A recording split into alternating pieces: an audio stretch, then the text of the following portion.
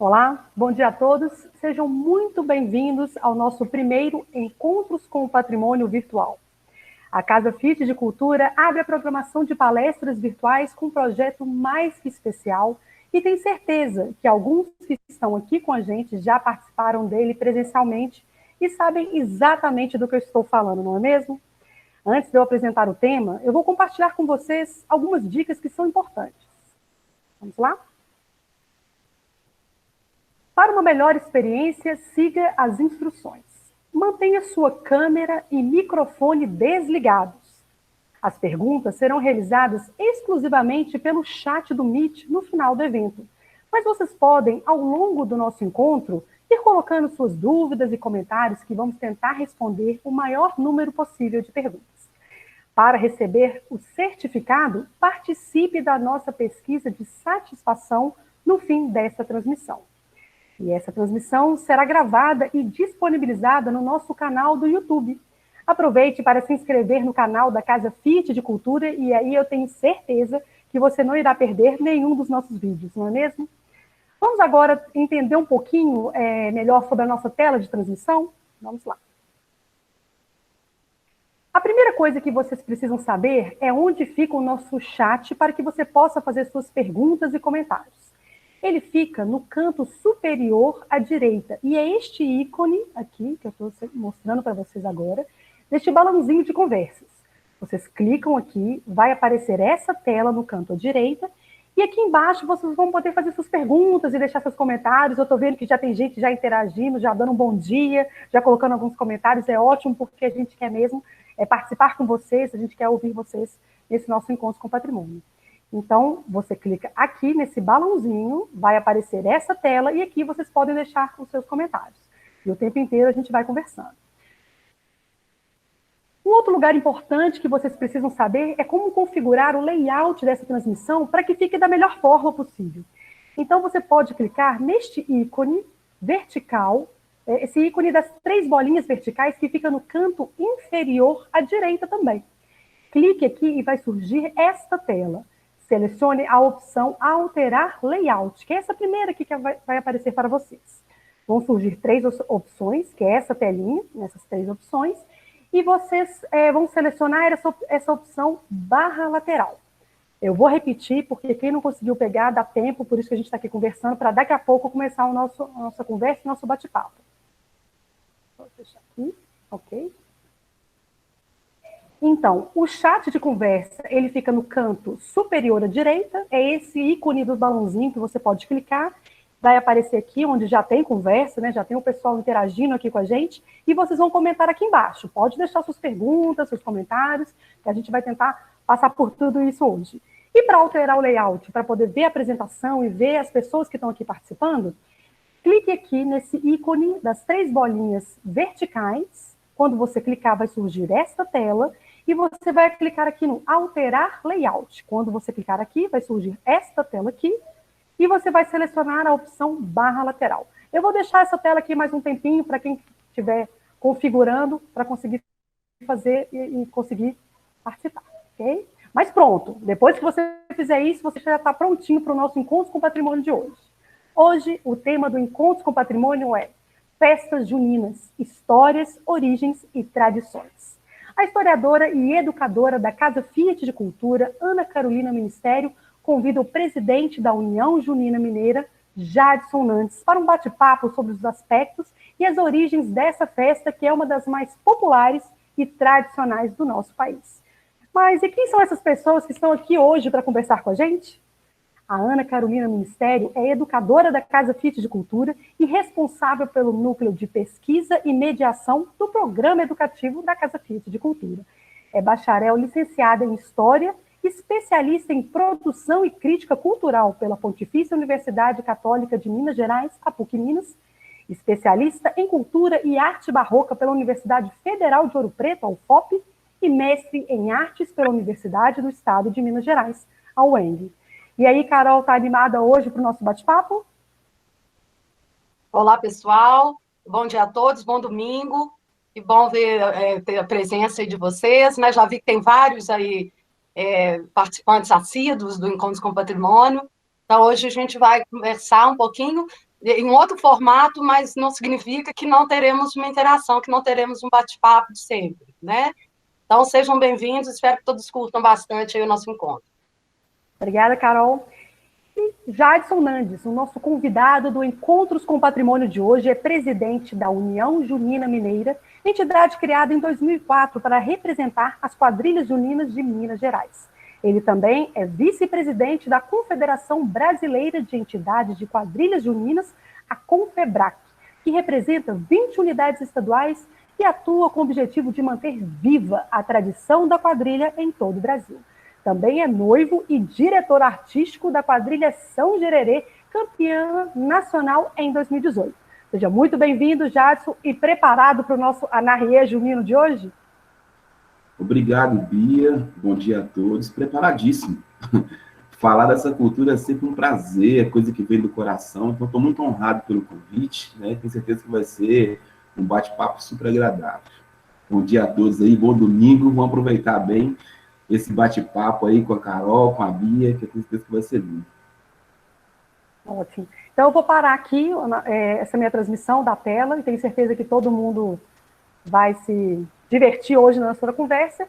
E antes de chamar a Ana Carolina, eu gostaria de lembrar a todos que no final da palestra nós vamos compartilhar aqui no chat desse encontro o link da pesquisa de satisfação. E quem responder receberá o certificado que nós vamos encaminhar depois. Então, agora, com a palavra, Ana Carolina e o Jadson. Pessoal, então, bom dia. Gostaria de agradecer a presença de todos. Primeiro encontro com o patrimônio, né, virtual. Primeiro, eu queria agradecer, né, a equipe da Casa Fit de Cultura, principalmente a equipe de produção e de comunicação, que viabilizou esse novo formato do Encontros com o Patrimônio, né, nesses tempos de pandemia. Então, a gente está adaptando e toda a programação da Casa Fit de Cultura para ser uma programação toda online, e a gente sabe que tem uma pré-produção, né, então, queria agradecer aí o pessoal da produção, da comunicação, por conseguir viabilizar esse formato, esse novo formato do Encontros com o Patrimônio. Para quem não conhece, gente, o Encontros com o Patrimônio é um programa desenvolvido pelo Programa Educativo da Casa Fit de Cultura. Nós estamos fazendo aí 3 anos dessas iniciativas. Ele é um encontro que acontece mensal, um domingo por mês, em que nós abordamos elementos da cidade, da história, principalmente da cidade de Belo Horizonte, né, mas já fomos a Ouro Preto também. Então, é um espaço em que a gente sai de dentro do museu para explorar um pouco a cidade, abordando questões patrimoniais, né? Esse encontro ele tem essa preocupação patrimonial, de preservação do nosso patrimônio histórico e cultural. Então, nesses 3 anos, nós estamos nessa primeira versão aí online hoje, com esse tema, né, Festas Juninas, Origens, Histórias e Tradições.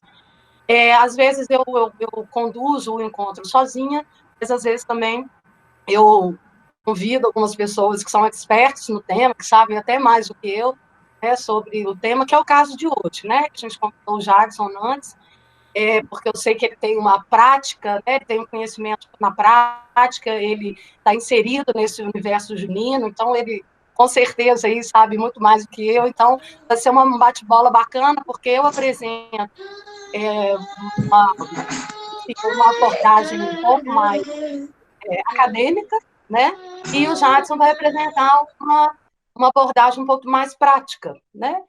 Então, vamos começar. Eu vou abordar. Primeiro, eu vou falar um pouquinho sobre como que o encontro vai acontecer. Eu vou ter meia hora para falar um pouquinho sobre as abordagens mais. As origens, né? Eu vou levantar aspectos históricos, antropológicos e patrimoniais. E depois, na segunda parte do nosso evento, nós vou passar a bola para o Jadson, que também vai ter aí meia hora para falar mais sobre os aspectos da festa na contemporaneidade, principalmente as diferenças regionais aí no Brasil, região norte, nordeste, sudeste. Então, ele vai fazer essa abordagem mais contemporânea.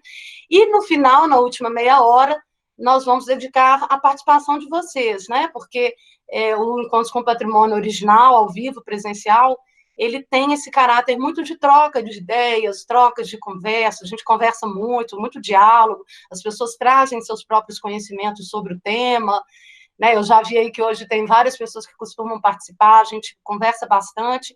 Então, eu tenho meia hora, o Jadson meia hora, e o público mais meia hora. Então, queria reforçar aí a dica da Bia, que vocês colocassem comentários, perguntas, que a última meia hora vai ser destinada justamente para isso. Eu tenho certeza que muitos de vocês aí têm memórias de infância, das suas festas juninas, no interior, na casa da avó, enfim, é uma festa que ela realmente invoca muitas memórias, né? Não é à toa que ela tem esse caráter patrimonial, é uma das manifestações culturais mais ricas, mais importantes da cultura brasileira. Então, se quiserem colocar aí no nosso chat, por escrito, que no final a gente vai bater um papo com vocês, tá bom? Eu queria começar, então, a apresentação. Eu vou seguir um PowerPoint, porque às vezes tem pessoas que gostam de anotar, inclusive, informações que eu trago, datas, né, autores. Então, eu vou passar um PowerPoint, mas vai ser assim, super rápido, para quem quer essas informações, para quem tem interesse em informações mais acadêmicas, numa parte mais de conteúdo, né? Então, esse PowerPoint vai conduzir a minha fala, e tem algumas imagens, inclusive, é bom para a gente, já que nós não estamos na rua, não estamos em um lugar em que a gente possa vivenciar, porque se fosse ao vivo, talvez a gente fosse visitar aí uma quadrilha, né? Mas como a gente está assim, em casa, eu vou passar algumas imagens também, para a gente ter uma ideia, né? Principalmente das origens, né? Que está um pouco longe hoje da nossa prática, da prática da festa junina contemporânea. Então, eu vou falar rapidinho, é muito assunto, né? Vai ser um desafio falar sobre tanto conteúdo em meia hora, mas eu espero que nas últimas meia hora, e com a conversa com o Jadson, a gente também possa aprofundar um pouquinho. Bom, gente, primeiro eu gostaria de deixar as fontes, né, as referências bibliográficas do qual se baseou a minha pesquisa. Tem uma antropóloga em São Paulo, que é a Lúcia Helena Vitali Rangel. Ela escreveu um livro, ela é antropóloga, mestre e doutora em ciências sociais pela PUC de São Paulo, especialista no assunto, né? Ela faz justamente essa abordagem que eu pretendi fazer hoje, que é uma abordagem histórica, antropológica e patrimonial. Ela tem um livro, inclusive, que chama Festas Juninas, Origens, Histórias e Tradições. O livro é de 2008. Quem quiser depois, coloca aí no site, no chat, o nome, se que tem interesse. Então, depois eu posso disponibilizar, inclusive, essa referência bibliográfica, que pautou toda a minha pesquisa, né?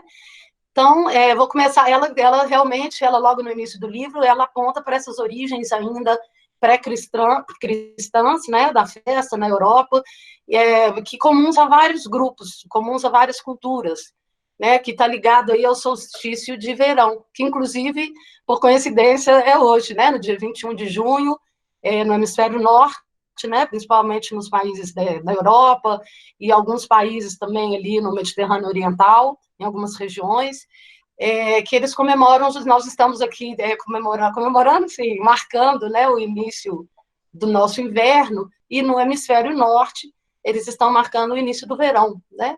Então, hoje à noite, se estivéssemos lá no Stonehenge, por exemplo, poderíamos participar até da festa, que a festa acontece durante a noite, né, na virada aí da noite para o dia, quando o sol nasce no dia 21 ou no dia 22, aí depende um pouco do calendário, eles comemoram essa presença do sol, a chegada do verão, né, e isso tem um significado tradicional muito importante, porque está ligado à questão da alimentação, está ligado à questão do sucesso da produção agrícola. Então, é uma festa que invoca a fertilidade, né, com esse intuito de ter sucesso nas colheitas, de ter a fartura, né, dos alimentos, que é um aspecto que diz respeito até à nossa própria sobrevivência, né, o desenvolvimento da agricultura, do surgimento das primeiras culturas, das primeiras civilizações. Então, podemos citar aí os sumérios, os bretões, os gregos, os celtas, os bascos, os sardenhos. Então, esse é um ritual considerado pagão, né, assim, entre aspas, sob uma perspectiva cristã, muito comum a várias culturas, né? que é essa relação da humanidade com a própria natureza, com a observação, por exemplo, dos astros, né? Também é uma festa que está ligada aí a aspectos tanto religiosos, mas também astronômicos, né? Quando nós começamos a entender o ciclo das estações do ano, por exemplo. Então, mais tradicional do que isso é impossível, né?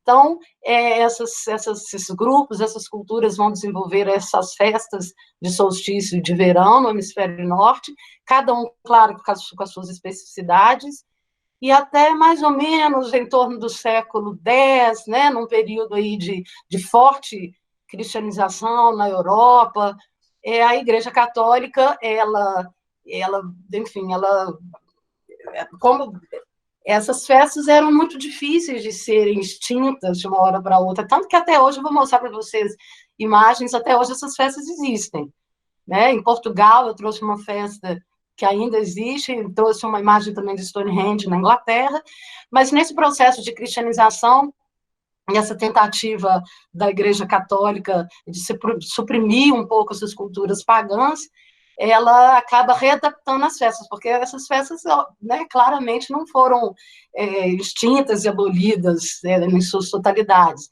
Então, a Igreja Católica, numa jogada, assim, até muito, muito política, né, muito inteligente, ela suprime essas festas. Então, ela se adapta, ela faz uma reformulação dessas festas e ela passa a morar alguns santos católicos justamente nesses períodos. Então, já que essas festas já existiam, já era um momento de celebração para muitas culturas, a Igreja Católica aponta essa mesma data para se comemorar os 3 santos católicos, tá? Enfim, na Idade Média isso começa a ser muito forte, a partir do século X, e, obviamente, na Península Ibérica, que são países, Espanha e Portugal, que são países extremamente católicos, né? Isso foi muito forte, né? Essas festas juninas, nesses períodos juninos, e acaba chegando no Brasil, nesses processos de colonização, né? Nas trocas culturais que ocorreram com esse modelo, com esse padrão europeu, com os rituais que já tínhamos aqui no Brasil também das nossas comunidades indígenas. Muitos grupos indígenas brasileiros também desenvolviam essas festas, rituais com fogueiras, inclusive a fogueira é um elemento, nós vamos ver hoje, um elemento importantíssimo nesse sincretismo, né? Houve uma coincidência aí nos ritos, para os católicos a fogueira tem um significado, mas para essas comunidades pré-cristãs, eles também já usavam a fogueira, o fogo também tem um significado muito importante, e dos nossos grupos indígenas também. Então, alguns elementos até eram parecidos, eram similares, o que facilitou muito essa troca, essa mistura, porque a festa junina ela é uma festa multicultural, né? No Brasil, ela se apresenta, inclusive nós vamos ver, com características fortíssimas indígenas, né? Essa é uma foto muito interessante, que é justamente a festa, a celebração de solstício de inverno no hemisfério norte, na Inglaterra, né, uma região muito conhecida, Stonehenge, né, que fica no sul da Inglaterra. Essa imagem é contemporânea, atual, então, para a gente ver como que esses rituais que são considerados aí, Stonehenge, os primeiros estudos marcam entre 5.000 e 3.000 anos antes de Cristo, né, das primeiras ocupações aí, dessas primeiras celebrações, ligada à questão astronômica, mas também religiosa, entidades que são invocadas para garantir o sucesso das colheitas, né? Então, é muito interessante porque, justamente no dia 21 de junho, quando o Sol nasce, que é o dia mais longo, né, onde o Sol fica mais tempo, o dia mais longo e a noite mais curta, então, quando ele nasce, logo no seu primeiro, quando ele aparece no horizonte, ele está exatamente alinhado nessa pedra, que é até chamada Pedra do Sol. Então, as origens são nessa época ainda pré-cristã, mas que ainda permanece em muitos lugares na Europa, né? Hoje essas pessoas que participam dessa festa no Stonehenge são consideradas neodruídas, apesar de não terem sido os druidas a primeira cultura a realmente ter desenvolvido e a ter pensado nesse espaço como um espaço cerimonial e de pesquisas empíricas sobre o próprio funcionamento dos astros e das estações do ano, né? Podemos passar, por favor? Então, voltando aí sobre essa interferência cristã, sobre essas práticas culturais pagãs, chamadas pagãs, né? Então, usa a mesma época para celebrar 3 santos católicos, que são 3 santos católicos muito importantes. A festa gira em torno de São João, né? São João Batista, não é à toa que chama festas juninas. Juninas é por causa de festas joaninas, né? Então, inclusive, São João realmente é o mais celebrado, é o mais significativo desses 3 santos, mesmo até por causa da sua própria história, né? Da sua hagiografia, né? A geografia, os estudos, as histórias dos santos. Né? São João Batista, ele foi da família de Jesus, né? Primo de Jesus, filha de Isabel, que era prima de Maria, né? E ele tem uma importância muito grande para os católicos, porque ele é uma pessoa que prenunciou a própria importância de Jesus Cristo, né? Ele batizou Jesus Cristo no Rio de Jordão, ele era um profeta, ele é filho de Zacarias com Isabel, ele vem de uma família sacerdotal judaica, né? Então de uma linhagem muito ligada às tradições judaicas, hebraicas, né? Então, e ele também tem uma importância muito forte para a escolha de Jesus seguir esse caminho como Jesus Cristo, porque quando ele é assassinado por Herodes, né, Jesus fica muito abalado, principalmente pelo motivo, né, porque ele questionava um pouco a moral e a hipocrisia desses sacerdotes hebreus. Então, após a sua morte, Jesus pensa, não, eu vou seguir um pouco esse caminho, né, também. Então, é um santo primordial, fundamental para essas celebrações, né?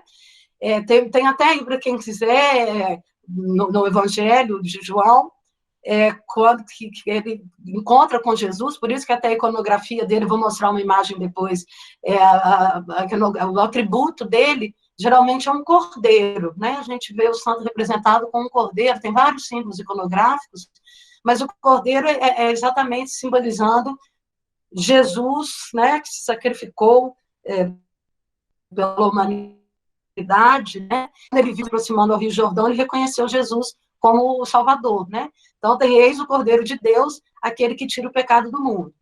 Então, ele é o santo central, né, dessas comemorações, que dá, inclusive, o nome para festas juninas. Depois, não lembrar, São João Batista no dia 24, né, gente? Que é o único santo que nós consideramos a data de nascimento dele, né? Que justamente teria sido aí no dia 24 de junho na Palestina. Santo Antônio já seria no dia 13 de junho, mas já seria aí a data de morte, né? Então, Santo Antônio já não é um santo que está presente no Evangelho, né? Ele chamava Fernando de Bulhões, ele viveu na Idade Média, nascido em Lisboa, conviveu, inclusive, foi contemporâneo de São Francisco.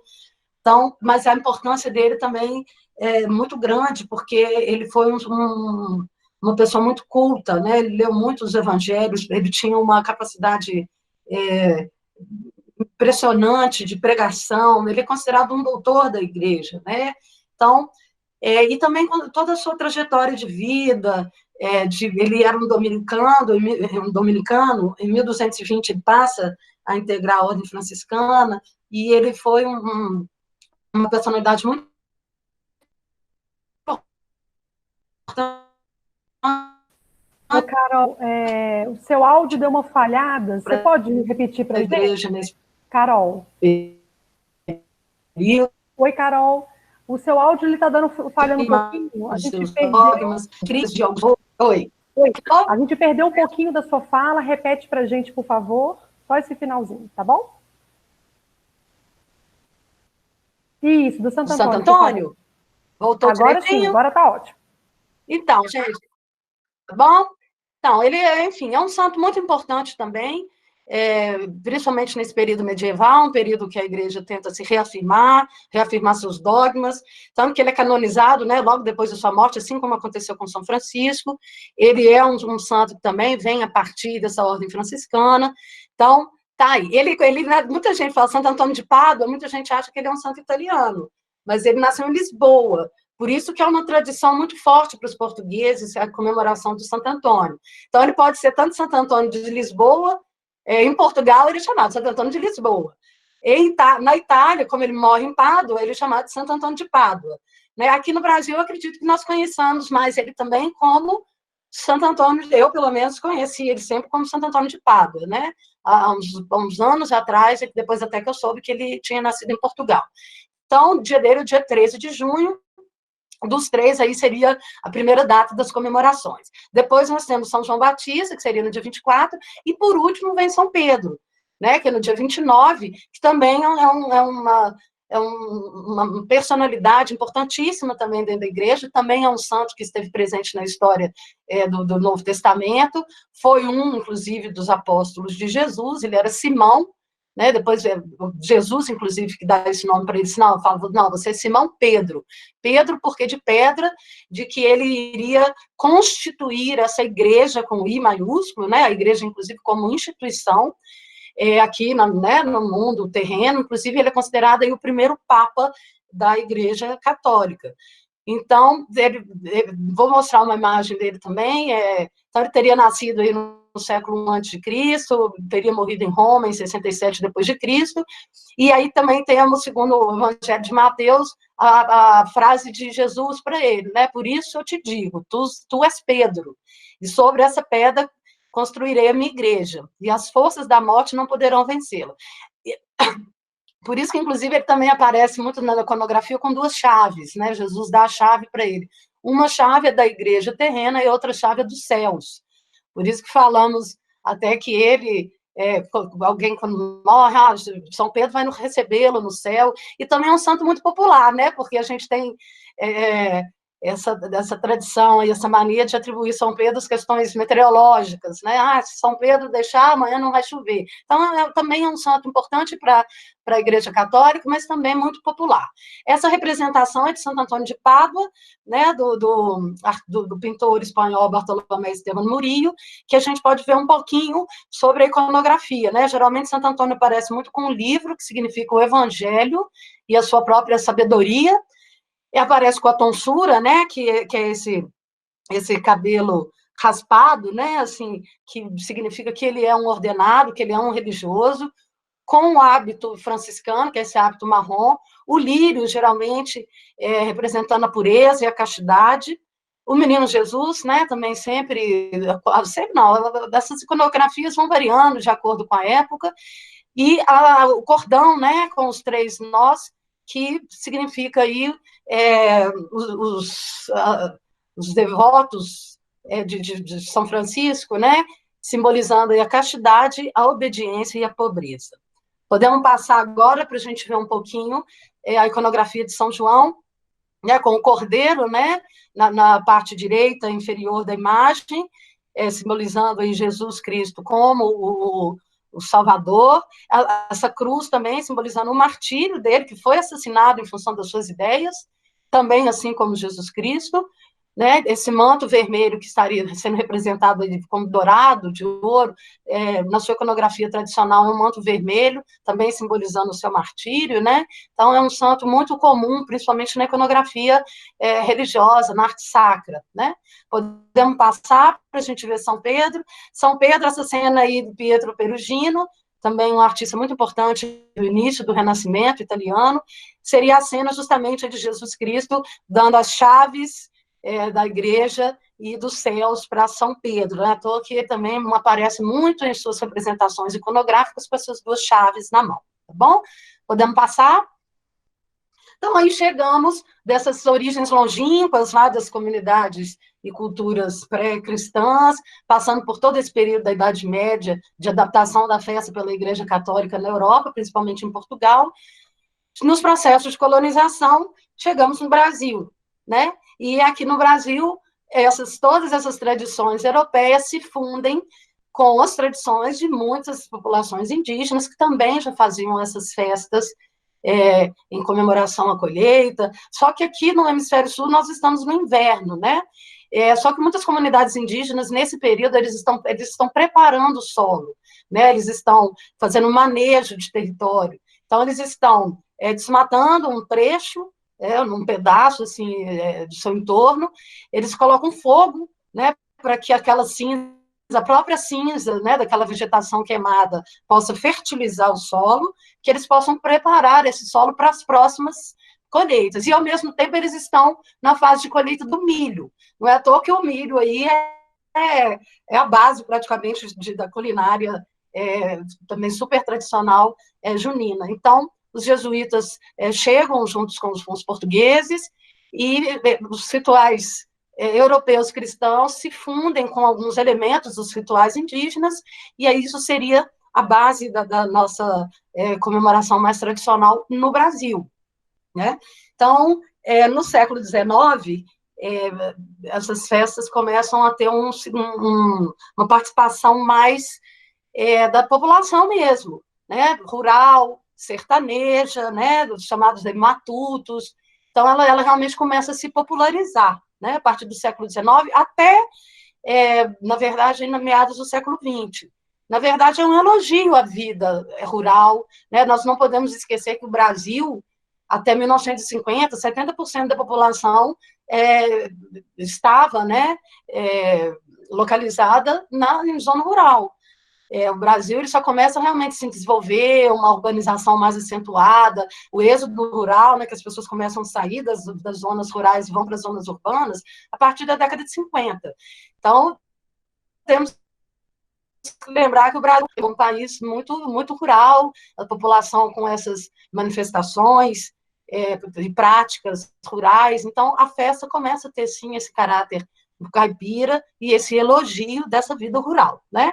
Então, como já falei para vocês, é esse arraial multicultural, sim, porque então nós temos influências europeias, portuguesas, mais especificamente, influências indígenas, principalmente na alimentação, e também influências africanas, que nós vamos ver um pouquinho mais para frente, como que esse São João, ele até hoje, inclusive, acontece em algumas comunidades quilombolas. Os tambores, né, às vezes um pandeiro. Então, nós temos aí as três matrizes culturais, principais matrizes culturais formadoras da cultura brasileira presentes na festa. Por isso que ela é tão rica também, né? E nós temos as variações regionais, que o Jadson vai falar um pouquinho, tem algumas especificidades no Nordeste, no Sudeste, no Norte, então o Brasil é muito grande para ter uma festa homogênea, né? Então, nas regiões também nós temos muitas especificidades. Eu vou falar agora, estou chegando no final da minha fala, gente, para passar para o Jadson, que agora, a partir de agora, ele também já sabe mais do que eu até, que nós vamos falar um pouquinho sobre os elementos e curiosidades que compõem essas festas, principalmente a quadrilha, né, que é muito tradicional.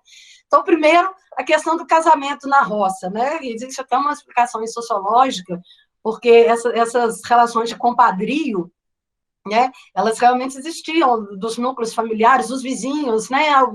O vizinho, inclusive para apresentar família, para estreitar laços familiares de parentesco entre vizinhos, entre comunidades.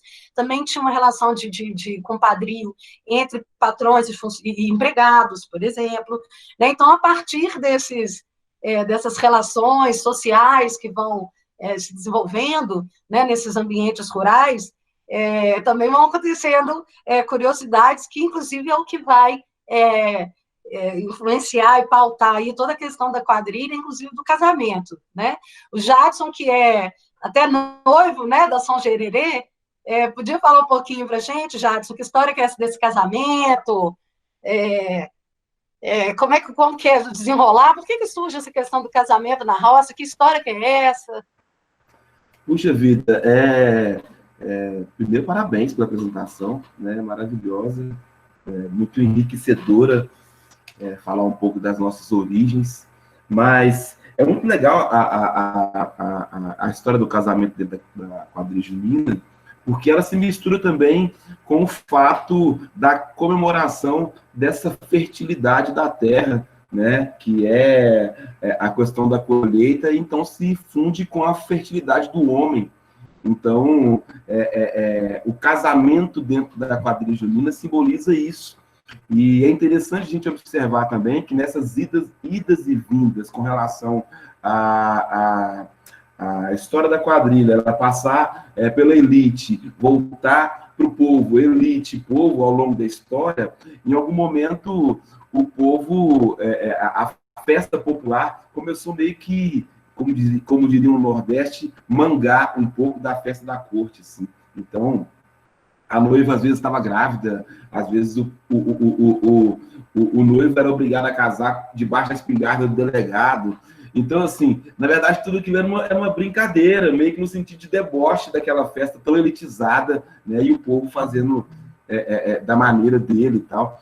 Então, eu acho que tem essa simbologia. Hoje o casal de noivos, né? Aquela simbologia do casal, ela é figura central numa quadrilha junina. Então, se existe um elemento que não pode faltar, né? Um dos elementos que não podem faltar de forma alguma para que um grupo de dança seja reconhecido como quadrilha junina, sem dúvida nenhuma, é o casal de noivos. Deixa eu interromper um pouquinho e já botar alguns comentários, né, que o pessoal está fazendo aqui no nosso chat. O Rodrigo de Almeida, ele comentou: bom dia a todos, parabéns pela iniciativa, alegria de ver a Carol, mandou um abraço, com saúde. A Juliana Moraes, ela mandou: que maravilha de apresentação, aprendendo muito aqui com a Carol. E aí teve também o Gladson Souza, que acho que ele é do Reinado Mineiro, ele também mandou: que maravilha de exposição. E o Eudes, ele fez um comentário, o Eudes Barreto, que o TCC dele foi sobre a indumentária junina no Arraial de Belo Horizonte. E aí ele faz uma pergunta. Ele queria saber qual que é a diferença entre a festa junina do Nordeste e de Minas Gerais.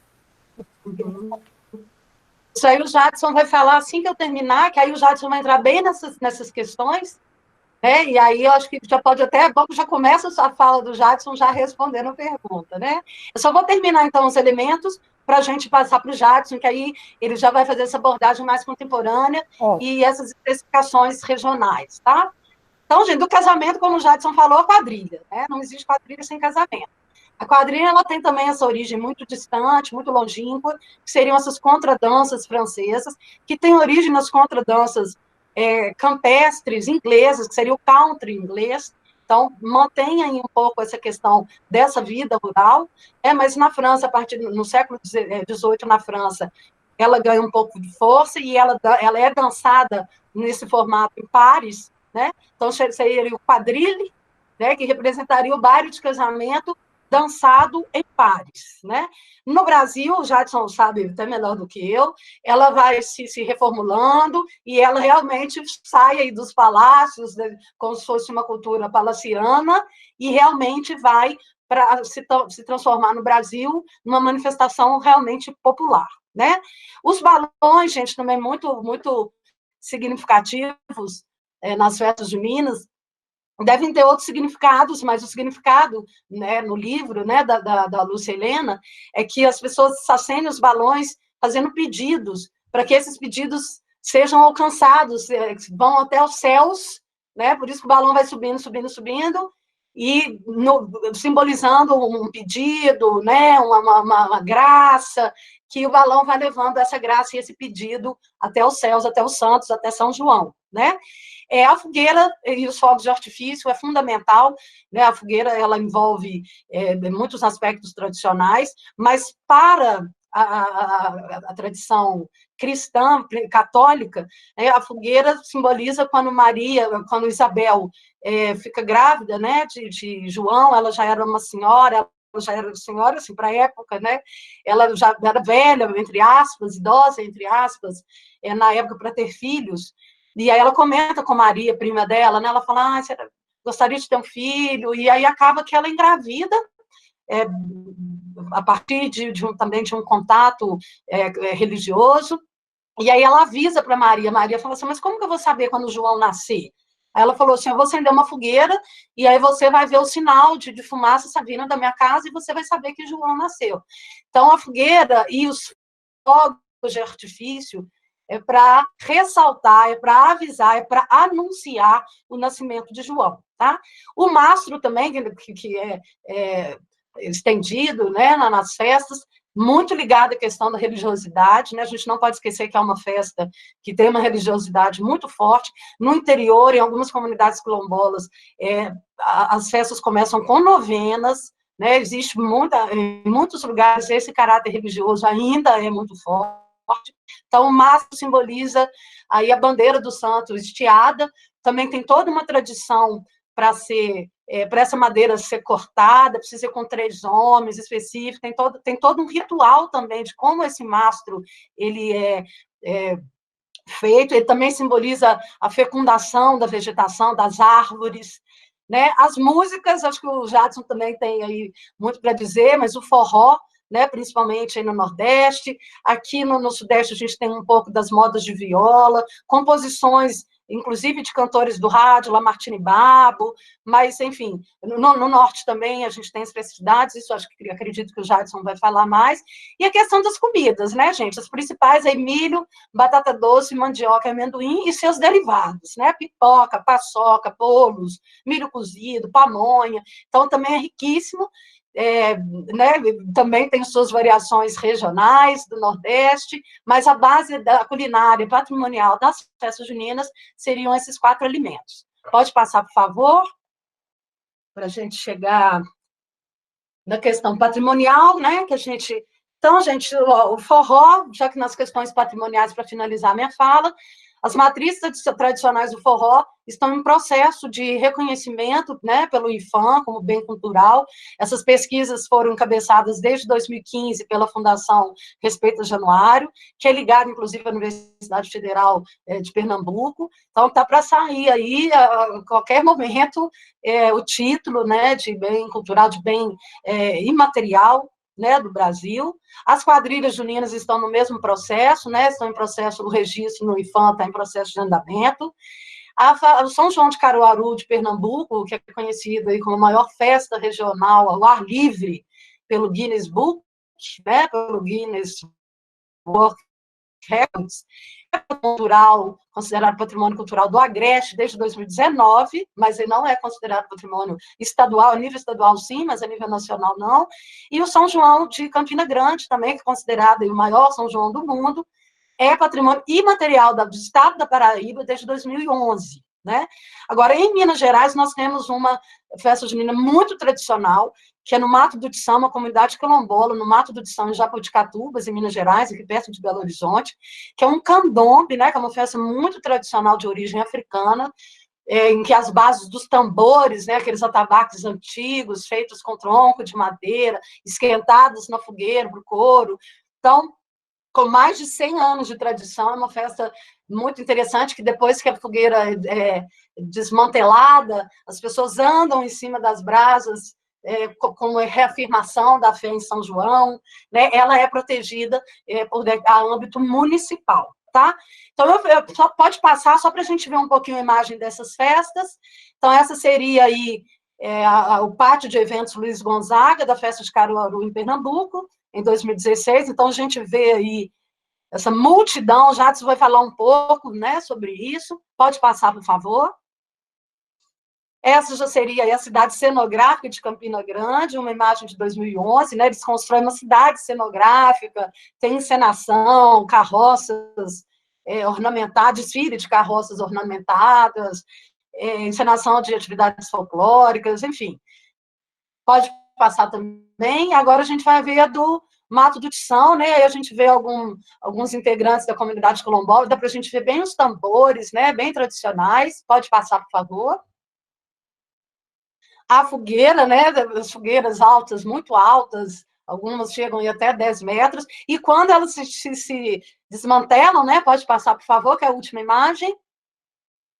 As pessoas, alguns corajosos e muito fiéis, passam aí para descalços por cima das brasas, como, né, uma reconfirmação da sua fé.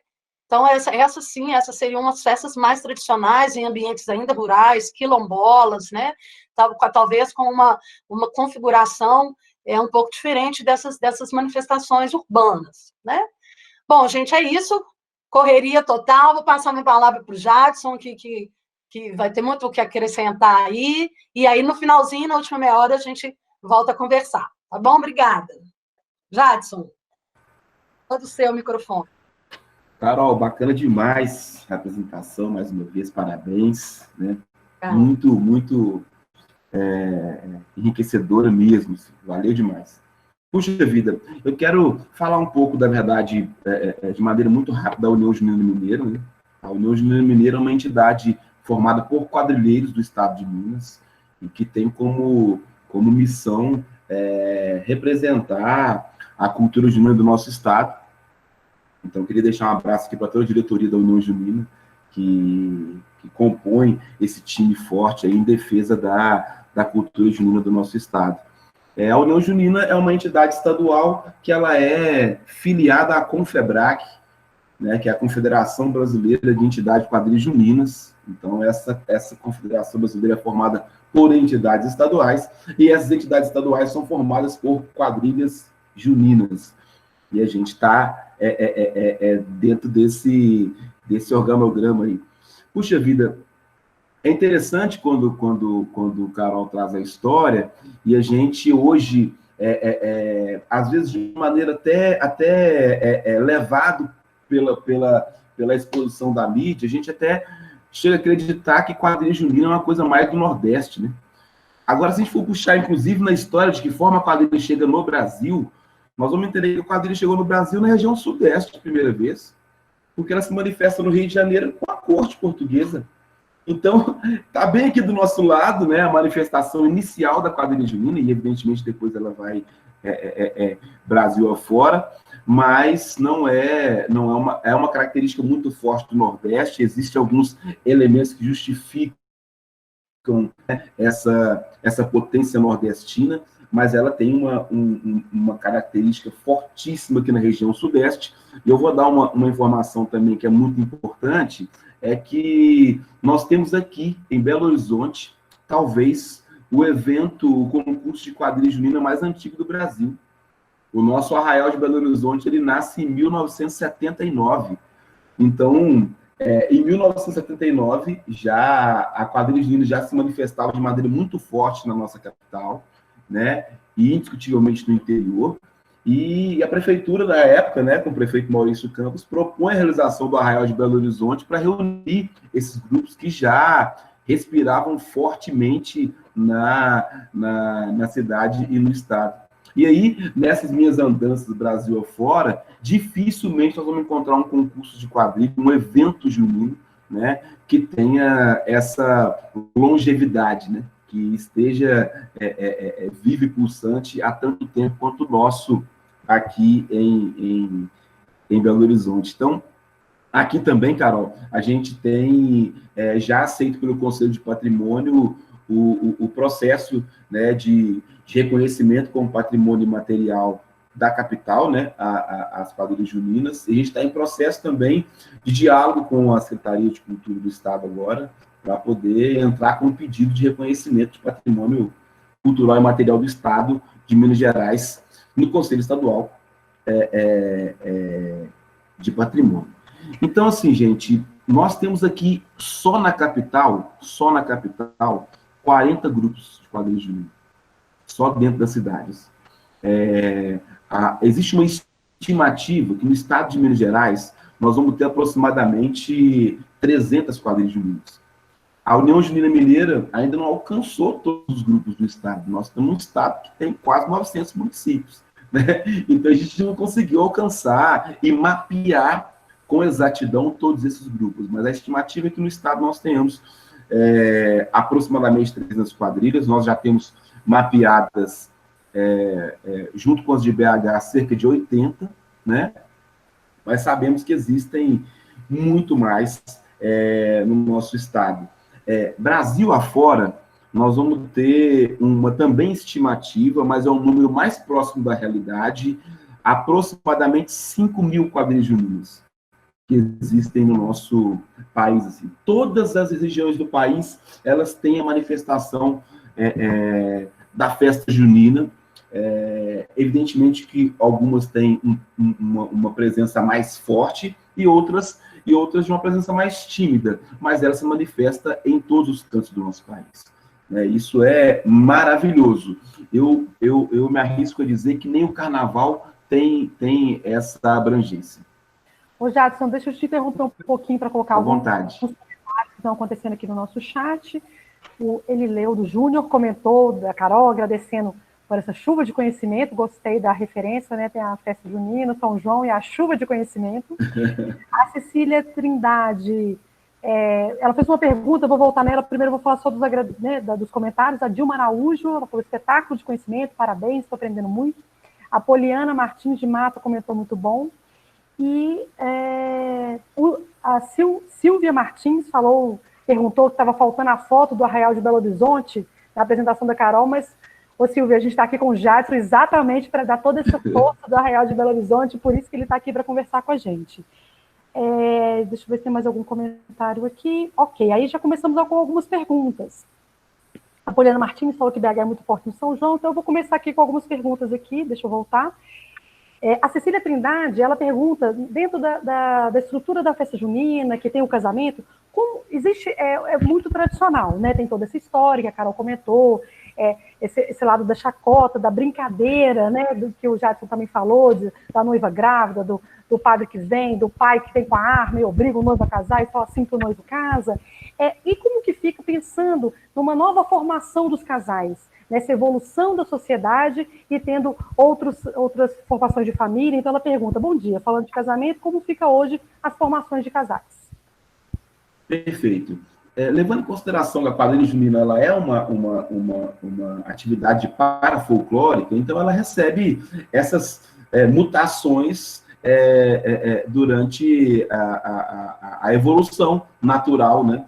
E é claro que é importante que eu diga que boa parte das quadrilhas no Brasil, elas preservam essa tradição de ter um casamento entre um homem e uma mulher, né? Faz parte da essência da dança. Mas já tiveram quadrilhas Brasil afora, por exemplo, a quadrilha Tradição de Pernambuco, que ela fez um casal de noivos que eram 2 homens, né? E foi uma apresentação até, inclusive, de muita repercussão no Nordeste, em Pernambuco.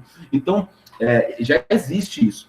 É muito importante dizer que a quadrilha junina é, talvez, a expressão de dança popular mais democrática.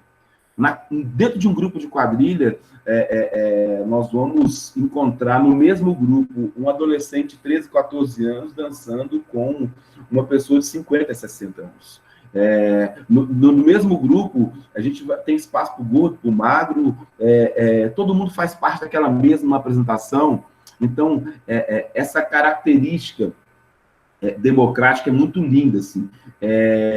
Puxa vida, se a gente for falar do homossexualismo, vocês não têm ideia de que, se eu dizer para vocês assim, hoje, quem mais produz no movimento junino nacional são homossexuais. Isso é maravilhoso, assim. Figurinistas, coreógrafos, estilistas, são cenógrafos,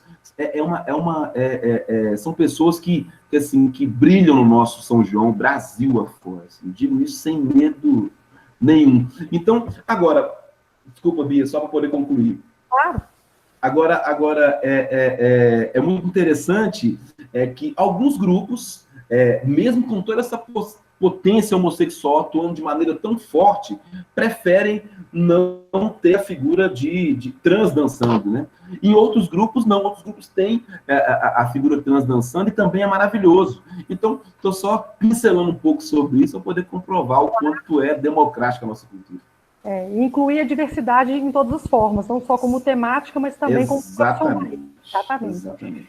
Vou ler alguns comentários aqui também. O Edirceu José Rodrigues, ele falou que essa história de passar sobre as brasas é real, que inclusive ele mesmo já andou sobre algumas espalhadas no chão e não se queimou, mas porém ele falou que ele não tem coragem mais de fazer isso. Eu confesso que eu não tenho coragem. E aí eu vou juntar aqui 2 perguntas aqui, que eu acho que talvez a Carol consiga responder. Uma é da Soraya, da UFMG, que ela pergunta por que as festas juninas são consideradas mais importantes e tradicionais no Nordeste que o próprio Natal e Réveillon. E a outra pergunta, história em loco, do professor Fred Costa, que ele pergunta que as festas juninas são uma herança colonial. mas ele quer saber se existe alguma herança africana também, um sincretismo dessas festividades, se houve alguma mistura, mesmo vindo da colônia, se com, né, a presença, né, da colônia africana aqui no Brasil, se teve essa mistura. Então, são essas duas perguntas sobre a importância no Nordeste ser maior do que o Natal e o Réveillon, como que tem essa força dentro do Nordeste, e se tem esse sincretismo religioso aqui nas festas juninas. Bom, acho que o Jadson vai saber responder melhor aí do que eu sobre essas megas festas do Nordeste, né? Acredito que tem muito a ver com a questão do turismo, né? De atrair turistas para o... Enfim, eu acho mais interessante o Jadson responder, né? Essas megas festas do Nordeste, e aí depois eu respondo a questão do caráter multicultural. Bacana demais. Antes das festas nordestinas se transformarem nesse potencial turístico todo, é importante a gente lembrar que nasce um ET lá no Nordeste, chamado Luiz Gonzaga. ET, evidentemente, falando, né, do ícone, né, desse monstro da cultura popular do nosso país, e ele dita repertório musical de todos esses elementos que compõem a sonografia da quadrilha junina, né, o arrasta-pé, o shot, chachado, baião. Ele dita o repertório musical para o Brasil inteiro. Então, nós estamos falando de uma potência nordestina que traz com ele toda essa bagagem e que volta os olhares do Brasil todo para o Nordeste, né? Isso é uma coisa que não tem tanto tempo assim, mas é muito bem justificável. A Carol, no início durante a apresentação dela, ela fala um pouco dessas referências dos santos, e aqui em Minas Gerais, se a gente for ver a questão da devoção, eu não sei agora citar qual que é a fonte, mas uma pesquisa, eu posso trazer isso depois, uma pesquisa diz que nós temos em Minas mais paróquias de Santo Antônio do que de São João. Então, Minas Gerais, ela tem mais igrejas com o nome Santo Antônio, cidades, Santo Antônio do Leite, Santo Antônio, do que de São João. E no Nordeste, o São João é mais forte. Então, essa questão da religiosidade associada ao nosso monstro da música brasileira, que é o Luiz Gonzaga, também traz um foco muito grande para a região nordestina do nosso Brasil. Mas nos dias de hoje, existe uma diferenciação que eu queria abordar aqui agora dentro dessa resposta. Puxa vida, acabei de falar que a música nordestina ela é o carro forte da coisa toda, né? Você não vai assistir um concurso de quadrilha em qualquer lugar que seja no Brasil que não vai em algum momento tocar uma música de Luiz Gonzaga. Não tem jeito. Em algum momento o Luiz Gonzaga vai aparecer nessa festa, em qualquer canto que seja do nosso país. Então, a música, muitas vezes, ela assumiu um protagonismo no Nordeste que é maior do que a dança. Então, a gente tem toda essa questão dessa força das quadrilhas nordestinas, mas quando a gente vai falar de São João, o maior São João do mundo, de Campina Grande, o protagonismo da festa, ele não é das quadrilhas juninas. Isso é uma coisa que dói até meu coração falar, mas não é. E aqui em Belo Horizonte, por exemplo, e aqui em Minas Gerais, toda festa junina, levando em consideração todos os elementos que compõem a festa junina, nós buscamos preservar a importância da dança da quadrilha, colocando a quadrilha no seu lugar de protagonismo. E agora, existem quadrilhas que são referências para o mundo todo e estão no Nordeste. Então, a Paraíba mesmo, onde é o maior São João do mundo, tem quadrilhas maravilhosas, quadrilhas que já foram campeãs nacionais, o Ceará também é outro berço, mas, repito, essas grandes festas que têm esse renome nacional, elas, lamentavelmente, não têm a quadrilha como o protagonismo, elas têm os grandes shows, né? O maior São João do mundo é porque o mês de junho é repleto de show todo dia, segunda a segunda. né? E aí a gente tem o protagonismo do Wesley Safadão, né, para Calcinha Preta, para Elba Ramalho e aí por diante. Claro, porque é vivo, né, Jadson? Então, não é só uma tradição. Então, faz parte da identidade daquela região, daquelas pessoas, daquela cultura, e está sempre mutável mesmo. Então, aí também vira um celeiro de novos artistas, né? De uma nova... Exatamente. Exatamente. Carol, se você puder responder um pouquinho sobre essa questão multicultural das festas juninas? Bom, igual eu já comentei, né, a gente tem configurações específicas das festas de São João em comunidades quilombolas, há mais de 100 anos, né, eu falei do matição, né, chamado de matição aqui em Jabuticatubas, mas existem outras, né, existem várias, que, por exemplo, uma coisa é você ir numa festa junina mais urbana, mais assim, e outra coisa é você ir numa festa muito tradicional dentro de uma comunidade quilombola. Então, aí nós vemos, sim, diferenças, inclusive na música, né, algumas comunidades já não são muito ligadas ao forró, por exemplo, já vão mais para a questão dos lunduns e suas variações, né, que são, o lundu poderia ser considerado o grande ancestral do próprio samba, né, aqueles machixes, aqueles sambas de roda. Então, quando são comunidades mais específicas, que têm enfim, essas tradições afro-brasileiras ainda muito fortes, até a música já não está tão presa no forró, por exemplo. Os tambores, igual nós vimos nas festas, na foto, são os instrumentos que regem todo o ritual, ao invés da zabumba, ao invés da sanfona. Se bem que uma sanfona, sempre a sanfona tem todas, né? Mas também temos no Nordeste, São João é Xangô, né? É o santo, o orixá correspondente a São João, dentro de algumas manifestações religiosas de matriz africana, estaria ligado a Xangô. Então, às vezes, no Nordeste, também em comunidades mais tradicionais, nós temos as festas para Xangô, né? Mas que também usam o mesmo dia de São João.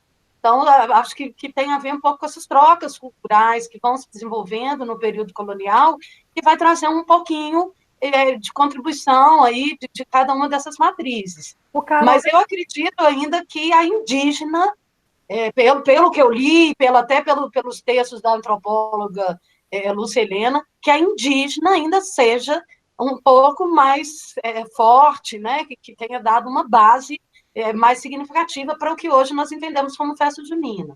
É isso que eu ia te perguntar, é uma pergunta da Juliana Moraes, que ela fala sobre a questão da culinária indígena, né? Se teria alguma relação, então você já está respondendo. Totalmente, a base da culinária, ela é indígena, né? Aquela coisa de estar em volta da fogueira com a batata doce, o milho, toda a sua variação, né? Desde o milho cozido até os bolos, as broas de fubá, as pamonhas, o amendoim, né, com as paçocas, com o pé de moleque, a pipoca, né? Então, porque, como eu disse no início da apresentação, coincide no meio do ano com a colheita do milho para muitas comunidades indígenas, né?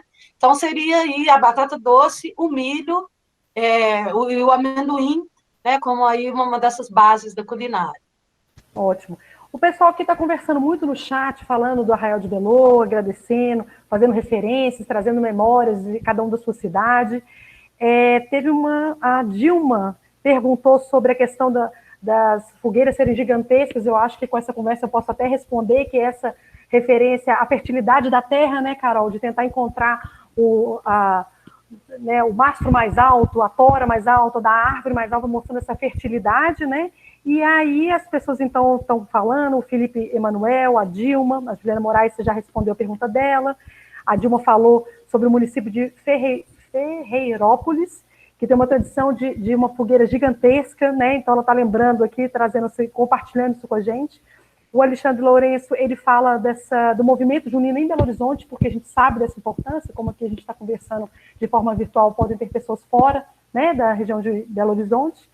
A Dilma fala do Arraial de Belô, e a Luciana, ela fala de Lavras, que tem uma cidade próxima, que é Engaí, que desde 1932 também tem uma fogueira que alcança 37 metros, que é uma festa linda, gostei muito, obrigada pela participação.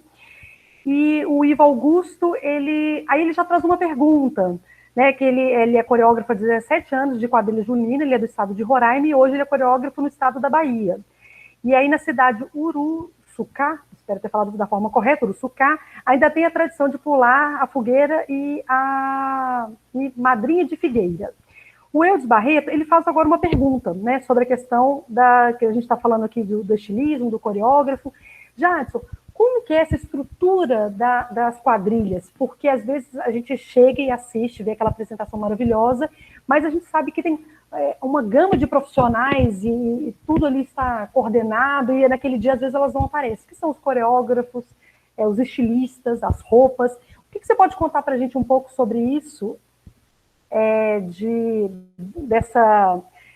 todos esses profissionais que estão por trás, né? Do que a gente pode conversar, porque não, é muito mais, né? Muito mais que apenas uma dança, é muito mais do que uma coreografia, do que um ensaio geral, daquela beleza toda. Quais são os profissionais que estão envolvidos? Que tipo de estudo que vocês fazem? Porque todo ano tem que se renovar, tem que fazer de uma forma diferente, às vezes tem que ficar mais bonito, mais brilhante. Como que funciona um pouco para as quadrilhas aqui de Belo Horizonte, que você representa, e contando um pouquinho da sua experiência também, por favor. Bacana demais. Então, olha só, para poder contextualizar essa resposta, é importante dizer que o movimento junino no Brasil tem uma questão que norteia, que direciona, que é a competição. Então, os grupos, Brasil afora, né, boa parte, não vou falar que são todas as quadrilhas, todos os municípios, mas a maioria dos municípios, dos estados do nosso país tem uma competição de quadrilha junina. Então, em função dessa competição, os grupos procuram cada vez inovar mais, trazerem figurinos novos, né, diferentes do que foi usado no ano anterior, e sempre evoluir. E aí, é importante dizer também que o próprio movimento produz esses profissionais. Então, não é o movimento junino que vai fora buscar um estilista e ele traz esse estilista para o grupo, para o movimento junino, para poder produzir o vestido de quadrilha. Muitas vezes são pessoas que são fruto desse movimento, que já nasceram ali. O Eudes, por exemplo, é um deles, né? O Eudes é um quadrilheiro, dançarino da quadrilha, já passou pelo pé de serra, tá no fogo de palha, e estudou, e é estilista, e hoje desenha figurino junino. Então, assim, então o movimento também tem essa magia de produzir esses profissionais, e é muito interessante quando essa pessoa nasce do movimento, que ela traz com ele todo esse peso, né, e esse conhecimento de chão de fábrica, de viver essa cultura desde sempre, né? Então isso é muito legal. Além da questão porque, só fazer um parênteses aqui, algumas quadrilhas produzem seu figurino e nem tem esse nome de estilista, não. Às vezes é um diretor do grupo, é uma dançarina que fala, eu pensei no vestido desse jeito, com esse desenho, e a coisa flui, e o figurino fica maravilhoso.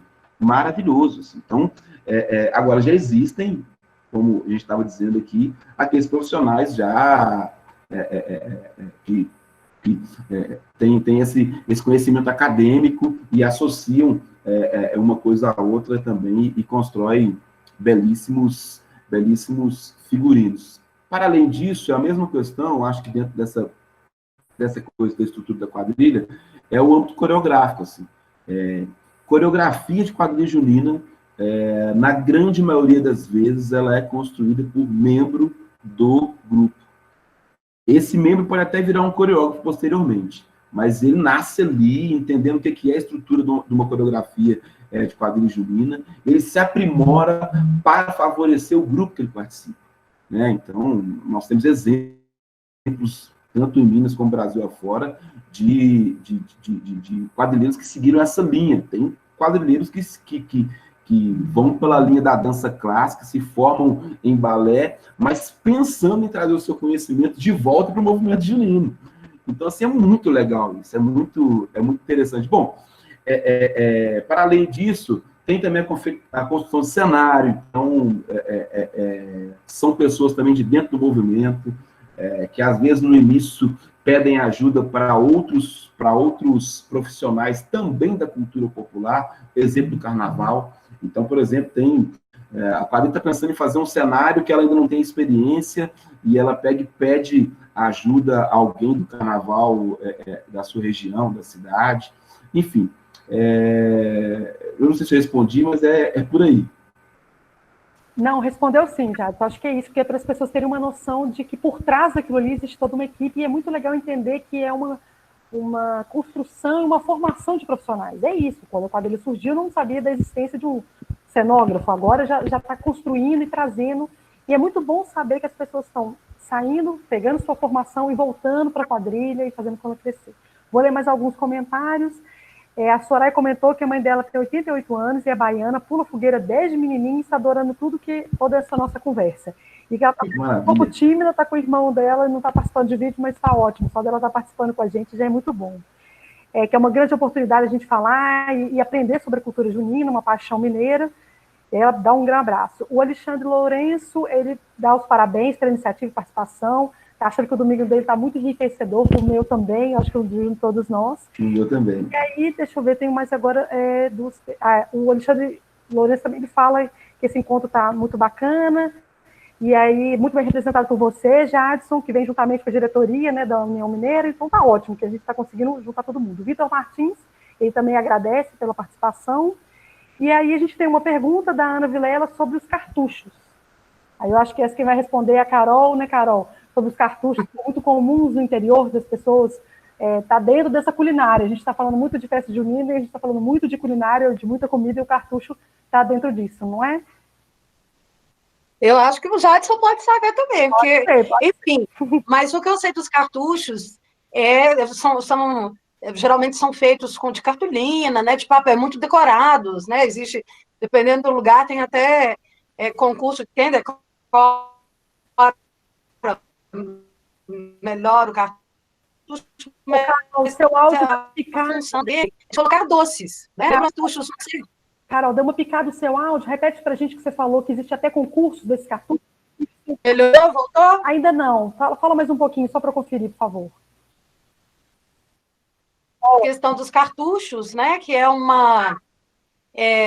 como se fossem esses cartuchos hoje de amendoim torrado, né, gente, que vende na rua, né, nos bares, os vendedores de amendoim, eles fazem aqueles cones de papel, né, um papel mais duro, porque tem que aguentar, às vezes, se for os doces quentes, aqueles coquinhos de pipoca doce, amendoim torrado, amendoim cristalizado, né, então faz parte aí, sim, dessa cultura material ligada à culinária junina. E aí as pessoas vão decorando esses cartuchos da forma mais enfeitada possível, né, eu acho que a questão estética da festa é muito importante, né, a questão das bandeiras, é por isso que eu acho que é uma festa, sinceramente, muito rica, porque tem culinária, tem dança, tem música, tem vestuário, tem a parte da decoração, que isso tudo faz com que o estético da festa seja muito, muito peculiar, muito singular e muito rico.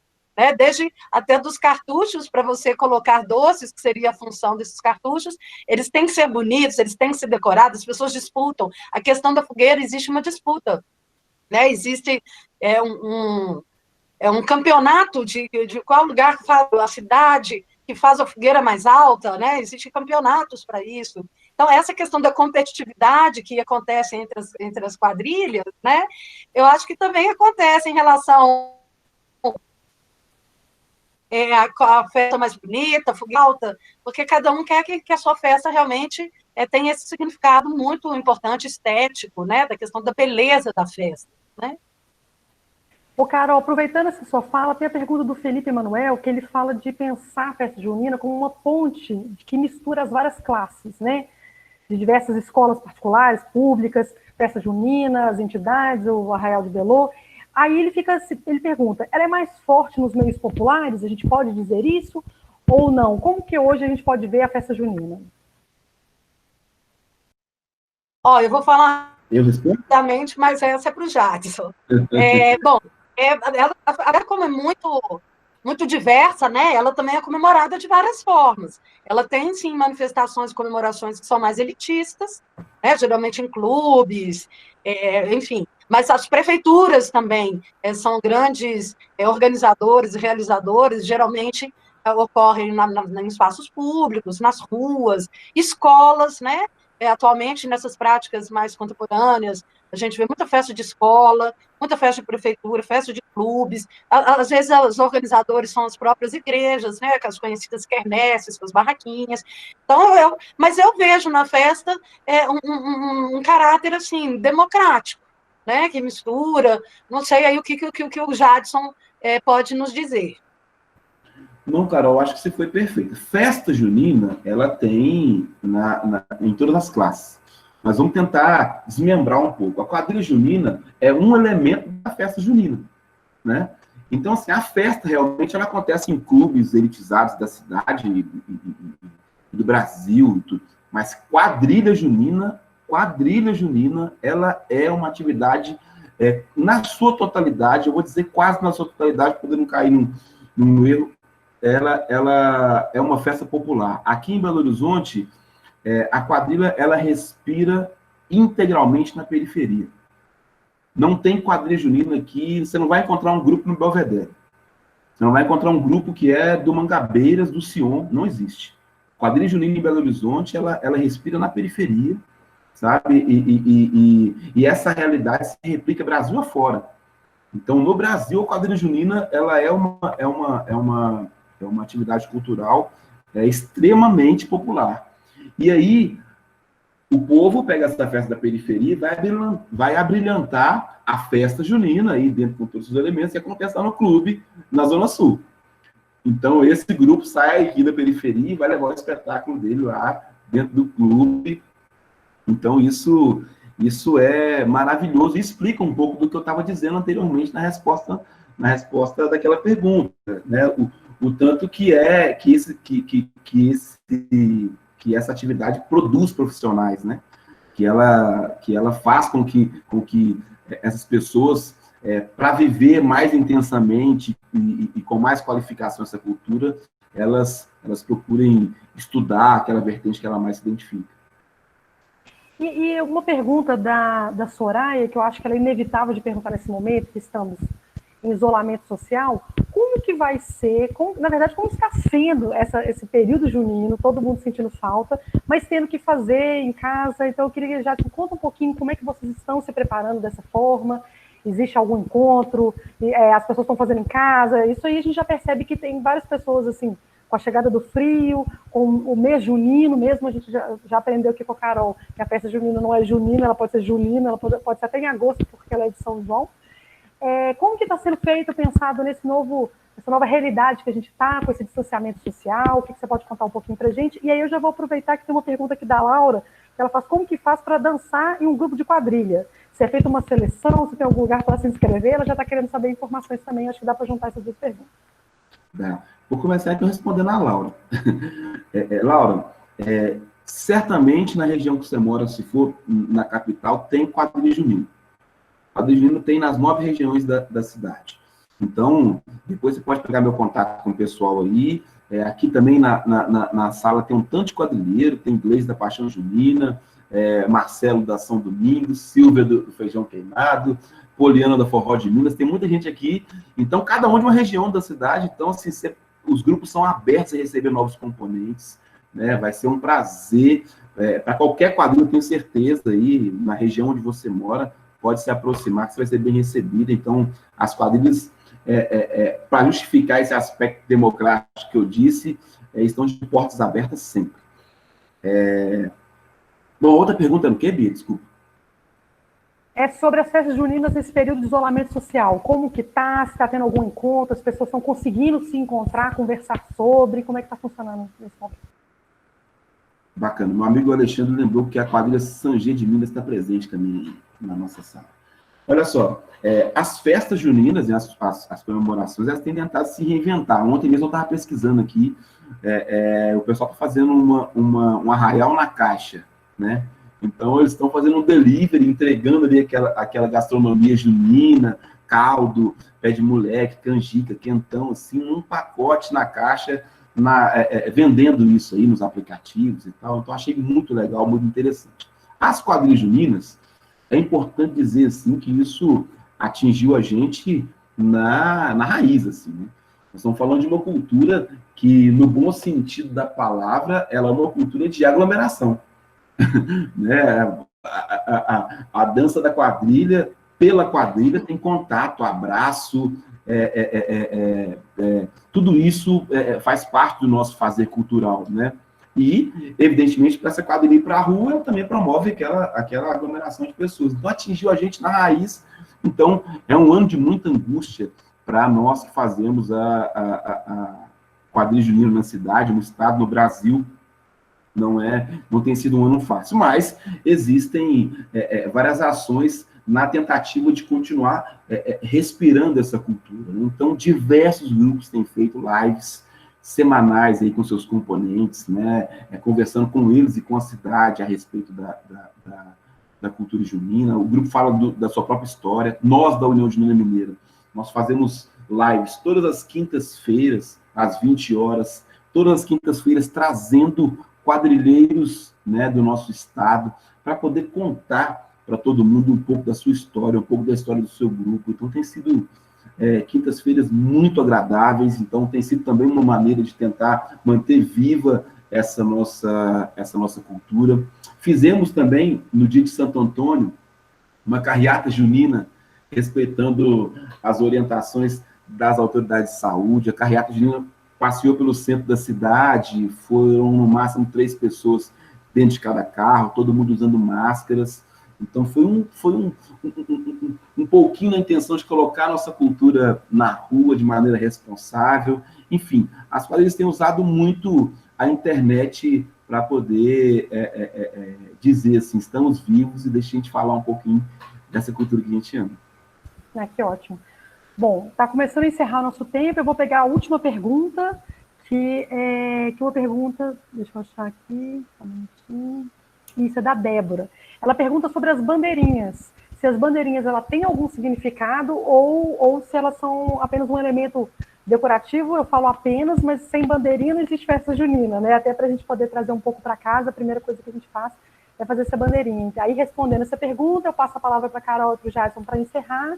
E aí eu lembro a todos que, por favor, respondem a nossa pesquisa de satisfação, que ela é muito importante para a gente aprender e melhorar e construir para falar. Então, primeiro responder essa pergunta das bandeirinhas, por favor. Olha, eu acredito que seja uma questão de embelezamento, né? Eu, nos livros, nas pesquisas que eu fiz, eu não encontrei nenhum capítulo, enfim, nenhuma referência especificando simbologias em relação às bandeirinhas. Às vezes o Jadson sabe. Mas eu acredito que seja um elemento decorativo, uma preocupação estética. Eu não encontrei nenhuma simbologia religiosa, nem específica de nenhuma cultura. Eu não sei. Jadson, você sabe sobre isso? Eu também não me aprofundei nessa questão se tem uma simbologia religiosa, mas, assim, de bate-pronto, eu entendo que essa ornamentação, ela faz parte dessas comemorações que a gente falou, né, anteriormente. Carol trouxe todo esse conteúdo histórico, então, toda festa tem que ter uma decoração, tem que ter uma comemoração. É importante dizer também que as bandeirinhas, elas se replicam em outras vertentes da cultura popular, né? Então, a gente, às vezes, associa muito a festa junina, e de fato mas, às vezes, uma festa de congado tem bandeirinha. Né? Então, assim, eu acho que tem essa ligação muito forte com essa coisa de ornamentar o espaço para poder comemorar por uma razão ou outra. Sim, claro. Já, se não quiser falar as últimas palavras... Eu quero dizer uma coisa que é muito importante com relação às quadrilhas juninas aqui, antes de encerrar. Quadrilha junina, no Brasil, né, em Minas, no Brasil, ela é uma atividade sociocultural. Como eu disse aqui, que ela respira na periferia, ela tem uma pegada social fortíssima. São jovens ali que respiram essa cultura o ano inteiro. Então, de maneira muito natural, eles ficam longe da criminalidade, né, do uso de drogas. Então, a quadrilha ela tem esse poder de transformar vidas, sabe? E, para fechar, eu queria contar uma história simples, assim. Tem um jovem numa região periférica de Belo Horizonte, que ele perde mãe e pai muito cedo, ali, com 13 anos de idade, ele fica órfão de mãe e pai. Dos 13 aos 15, ele fica um pouco perdido numa região de periferia, ali tentado pela criminalidade, o uso das drogas, e ali aos 15 ele encontra um grupo de quadrilha junina. E nesse grupo de quadrilha junina ele começa a enxergar a vida com outro olhar, se interessa mais por outras vertentes da cultura popular, se interessa pela música, começa a fazer teatro, outras danças, compõe diversas músicas juninas para aquele grupo. Ele se transforma conselheiro tutelar da região, porque ele dava oficinas de quadrilha junina nas creches comunitárias daquela região, e ele começa a trilhar a sua personalidade, se entender enquanto pessoa, eleito e reeleito conselheiro tutelar. Ele hoje trabalha na Fundação Municipal de Cultura, na Gerência de Culturas Populares e Urbanas. Ele, dentro da quadrilha junina, construiu família, né? Foi noivo de uma quadrilha, casou com a noiva, teve uma filha que nasceu, por ironia do destino, no dia de São João, Carol. Então, essa pessoa que eu estou falando sou eu, viu, gente? Vai! Então... Escondendo ouro pro final, né? Não, que ótimo, que bom compartilhamento. Que bacana, já. Gente, mas existem milhares de Jadsons Brasil afora que são filhos dessa cultura junina, com histórias semelhantes à minha, sabe? Então, essa pegada social da cultura junina, ela é tão bela quanto o espetáculo artístico apresentado. Jadson, muito obrigada. Acho que... Eu queria dizer que a importância do Jadson e da União Junina Mineira e de todos os amigos dele que estão aí participando, que sabem tanto, justamente por estarem inseridos nesse universo, por praticarem, né, por estarem envolvidos nesse universo aí o ano inteiro, que é o que nos interessa muito aqui também nesse encontro, que é a questão patrimonial, porque essas pessoas, como o Jadson, eles desenvolvem essas ações de estímulo dessa tradição, né, dessa manutenção dessa prática cultural, de uma continuidade dessa cultura popular, importantíssima brasileira, porque sem essas pessoas nós podemos correr o risco das tradições irem se descaracterizando, irem se perdendo. Então, a importância do Jadson e esse núcleo que ele trabalha, a União Junina Mineira, é sensacional, é importantíssimo, se bobear até mais do que um título do IFAM, né? É o dia a dia desse pessoal que trabalha com a festa e para a manutenção dessas tradições, né? Queria agradecer demais. É isso mesmo, acho que foi melhor do que a gente esperava. E, Jadson, muito obrigada por ter aceitado o nosso convite, por ter respondido as nossas perguntas e por ter aberto seu coração dessa forma para a gente poder conhecer um pouquinho mais de você. Obrigada, Carol. Eu gostaria de agradecer a todos pela participação e convidar para que vocês participem dos nossos próximos encontros virtuais. Mas antes, na próxima quarta-feira, que é o dia de São João, né, o dia do aniversário da filha do Jadson, que agora a gente já sabe, vocês podem participar do nosso Ateliê Junino. Quem conhecia a programação da Casa Fit de Cultura, a gente tinha nos nossos finais de semana e feriados, o ateliê aberto que funcionava na nossa casa. E agora, de forma virtual, a gente não deixou isso de fora de jeito nenhum. E aí, quarta-feira, a gente vai ter um ateliê junino, que através da técnica do origami, vocês vão aprender a fazer uma coisinha para poder enfeitar e poder comemorar o dia de São João, agora tão importante, como patrimônio nosso, patrimônio da nossa cultura. Então, todo mundo aguarde nas nossas redes sociais da Casa Fit de Cultura. Na quarta-feira, a gente vai ensinar lá uma coisa para todo mundo fazer. E aí, na próxima sexta-feira, falando um pouquinho da programação da Casa Fit de Cultura, a gente vai ter a palestra Green Up Cidades Comestíveis, que faz parte da parceria da Casa Fit de Cultura com o Consulado da Itália em Belo Horizonte e o IED, Instituto Europeu de Design. A palestra será nessa próxima sexta-feira, dia 26 de junho, às 9 horas da manhã. Todas as informações estão no nosso site, nas nossas redes sociais. Quem quiser aprender um pouco mais sobre isso, sobre as Smart Cities e as Smart Cities, então a gente está com uma programação bem diversificada, bem diferente. Eu tenho certeza que vocês podem acompanhar e vão conversando com a gente. A gente quer que a experiência de vocês seja a melhor possível, que a gente se aproxime cada vez mais. Então, muito obrigada a todos. Não deixe de participar da nossa pesquisa de satisfação. Essa nossa conversa, ela vai estar disponível no YouTube da Casa Fit de Cultura, e depois também a gente vai compartilhar nas nossas redes, para todo mundo poder rever e curtir um pouquinho mais isso. Então, muito obrigada e até a próxima, gente. Tchau, tchau.